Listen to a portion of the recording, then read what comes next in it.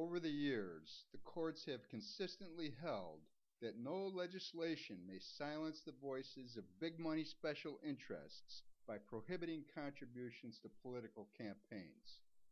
So, to counteract the growing dominance of money in our electoral process, reformers have seized on this concept of clean elections. The idea is simple: create an optional system of campaign funding where qualified candidates can receive public money in exchange for the promise that they refuse large contributions from big money donors.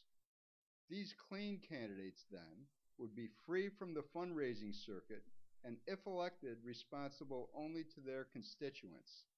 Laws based on this concept have been successfully enacted in several states and to date have been performing reasonably well.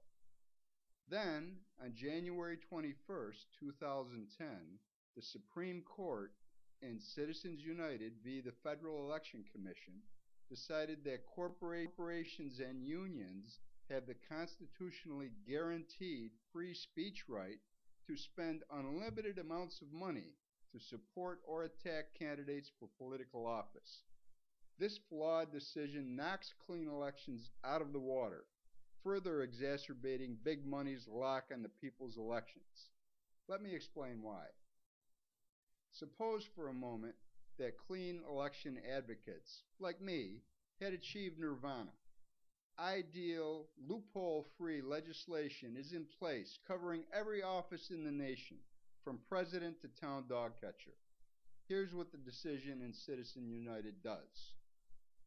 As we all know, corporations are structures created by the people, which relentlessly pursue two things: revenue growth and cost reduction. Now, this is not intrinsically bad. This arrangement produces many benefits for employees, investors, and the general public alike. Except that without thoughtful boundary conditions, this corporate pursuit can lead to unintended and dire consequences. The fact that trillions of dollars flow through government does not go unnoticed by the engine of capitalism. So corporations, by their very nature, view government as a large opportunity to reduce costs and grow revenue. Furthermore, corporations quickly learn that capturing these opportunities is easier if they had friends in decision-making positions. And the best way to ensure friends in high places is to put them there. So this is clearly why corporations fund candidates for elected office.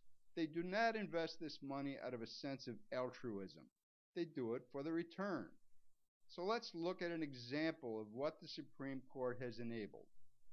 Big Oil, which directly supports candidates, can now take unlimited money directly from the corporate treasury and buy up as much TV time as they'd like.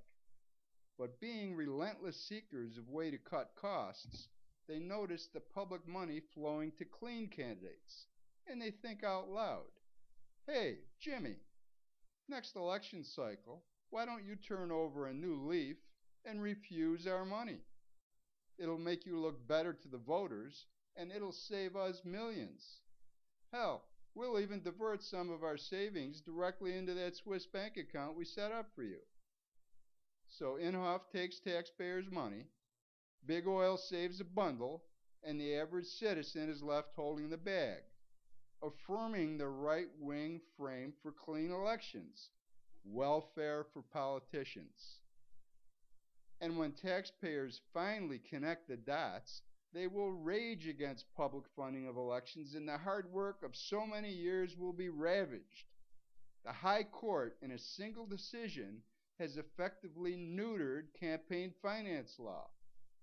So to avoid the most disastrous outcome, the people must demand an amendment to the Constitution, because without a constitutional framework for free and fair elections, our already compromised democracy will surely fail.